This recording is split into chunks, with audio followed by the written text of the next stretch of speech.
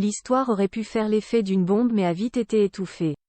En mars 2021, le journal The Sun raconte que Kate Middleton, alors duchesse de Cambridge, se serait brouillée avec une certaine Rose Embury, qui était jusqu'alors sa proche amie et sa voisine quand elle réside dans le Norfolk. La raison de la discorde n'est pas explicitée mais on comprend que Kate aurait interdit à William de fréquenter la dite Rose, et aurait même recommandé à toute la bonne société de ne plus l'inviter dans les soirées. Publicité elle court, la rumeur. Quelques jours plus tard, The Sun persiste et précise que William aurait, à 2 reprises, dîné avec Rose, et ce, en l'absence de Kate. De quoi s'attirer les foudres de son épouse. La rumeur se répand comme une traînée de poudre, reprise par les tabloïds, qui assurent que si liaison il y a eu, elle se serait déroulée durant le 3e grossesse de Kate, en 2018.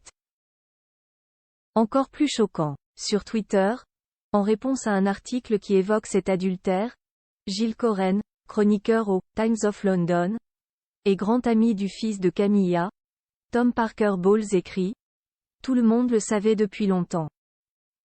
Avant d'effacer son message 2 heures plus tard. Célèbre pour avoir posé en bikini avec Tony Blair mais alors, qui est Rose Embury? Pas une étrangère pour la famille royale, puisque sa grand-mère, Lady Rose Lambert, fut demoiselle d'honneur au mariage d'Élisabeth II et du prince Philippe en 1947. Rose a été mannequin, avant de devenir conseillère pour le député conservateur Michael Gove. Mais elle est surtout connue pour son sens de la fête, pour avoir posé en bikini rose à côté de Tony Blair, et pour avoir, peut-être, entretenu une courte liaison avec l'acteur Hugh Grant. Puis, Rose a rencontré le marquis de Cholmondeley, de 23 ans son aîné. Elle l'a épousé, gagné un titre de noblesse et a eu avec lui 3 enfants.